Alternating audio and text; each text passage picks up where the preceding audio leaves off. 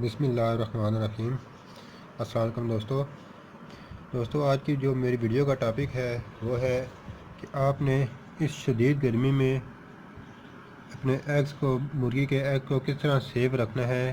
Hatching के लिए किस तरह आपने उसको रेडी रखना है कि अगर 10 से 15 दिन आपके पास एग्स पड़ा रहे तो वो अनफर्टाइल ना हो, क्योंकि जब गर्मी ज़्यादा पड़ती है मई जून जुलाई में तो एग ज़्यादातर ख़राब हो जाते हैं। तो इसलिए इनको सेव किया जाता है, जिसके मुख्तलिफ़ तरीके हैं। तो मैं आपको वह चीज़ें बताऊंगा जो मैं ख़ुद प्रैक्टिकल करता हूं और जिससे मुझे फ़ायदा भी हुआ है। तो दोस्तों चलते हैं वीडियो की तरफ।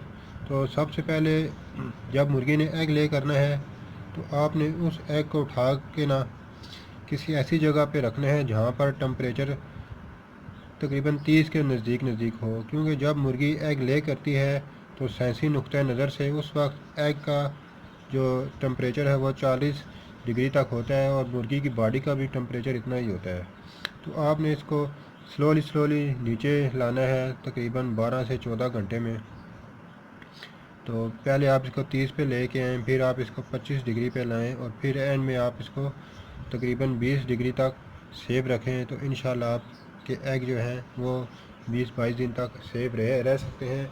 और ये मेरे पास कुछ एग पड़े हुए हैं, तो मैं इनको क्या करता हूँ, जब मैंने इसको मुर्गी के पास से लाना है तो उसको उस टाइम मैंने इसकी सफाई नहीं करनी, क्योंकि अगर मैं इसके सफाई कर दूँगा तो इसके ऊपर एक कुदरती तौर पर एक लिक्विड लगा होता है, तो वो उतर जाएगा, जिससे एग बाद में ख़राब जल्दी हो सकता है, जो कि कुदरती तौर पर एक इसका हिफाजती गिलाफ होता है।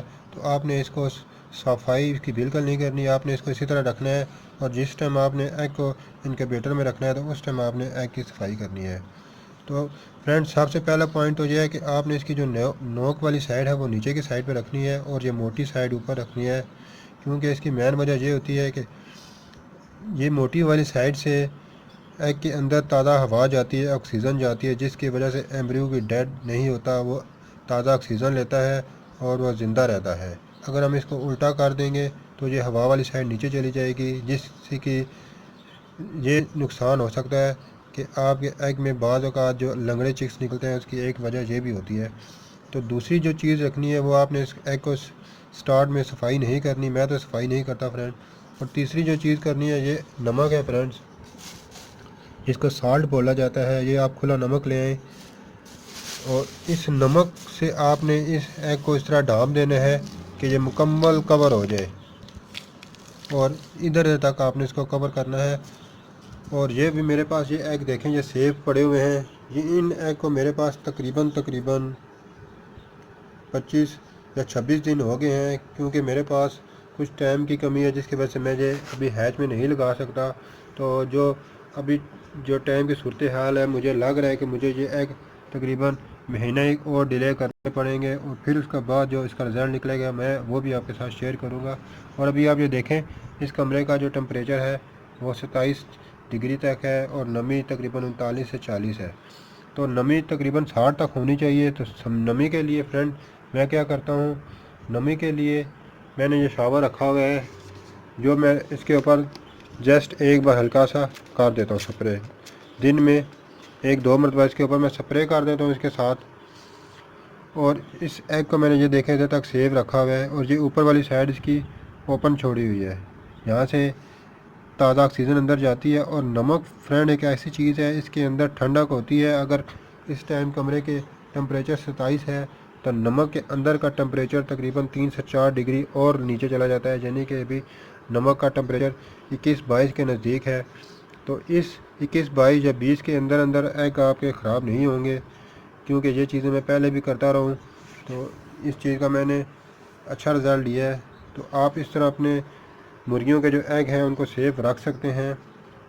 ये मैंने नीचे ये वाला एग वाली ट्रे लगाई हुई है, और फिर ये मैंने कॉटन लिया है और इसके अंदर लगा के एग्स को नमक रख दिया है। और दिन में मैं फ्रेंड जस्ट 2 बार एक साइड से नीचे कर देता हूँ, दूसरी साइड से उसको ऊपर कर देता हूँ। इसकी रोटेशन भी करनी चाहिए दिन में तकरीबन 2 से 3 बार।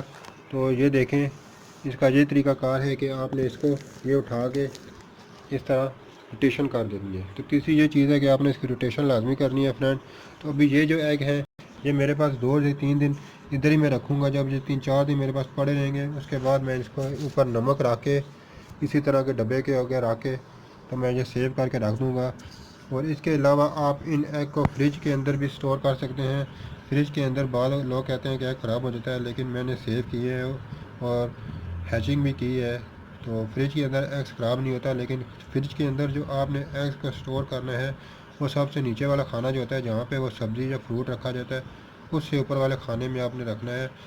सबसे ऊपर वाले खाने में नहीं रखना, क्योंकि वहाँ पर ठंडक ज़्यादा होती है तो एग के अंदर जो एम्ब्रियो की डेड हो सकता है। तो आपने जहाँ पे सब्ज़ी रखते हैं उस सब्ज़ी से थोड़ा सा ऊपर जो खाना होता है आप उसके अंदर ये किसी भी बाउल में रख सकते हैं। इसके अलावा एक तरीका ये भी है कि आप इसको, अगर आपके घर के अंदर कोई मिट्टी का कमरा है तो मिट्टी के कमरे में भी आप इसको रख सकते हैं, क्योंकि मिट्टी के कमरे कुदरती तौर पर ठंडे होते हैं तो वहाँ पर भी एग काफ़ी टाइम निकाल देता है। इसके अलावा फ्रेंड आप इसको, अगर आपके घर में एसी लगा हुआ है जहाँ पर आपका टेम्परेचर 20 या 22 डिग्री तक रहता है तो आप इसको एसी वाले कमरे में भी स्टोर कर सकते हैं। तो इस तरह मुख्तलिफ़ तरीके हैं।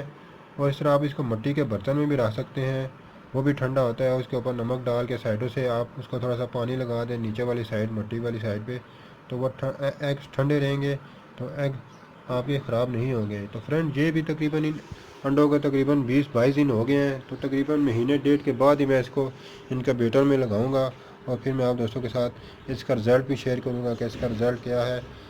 तो ये आपने अपने पास ये टेम्परेचर कंट्रोलर भी लाजमी रखना है और आपने इसका टेम्परेचर चेक करते रहना है। ये जितना टेम्परेचर 27 डिग्री शो कर रहा है, इससे ये तकरीबन 4 से 5 डिग्री नीचे ही होगा, ऊपर नहीं होगा। तो फ्रेंड ये छोटी सी वीडियो उम्मीद है आपको पसंद आई होगी। तो मिलते हैं अगली वीडियो में, तब तक के लिए अल्लाह हाफिज़।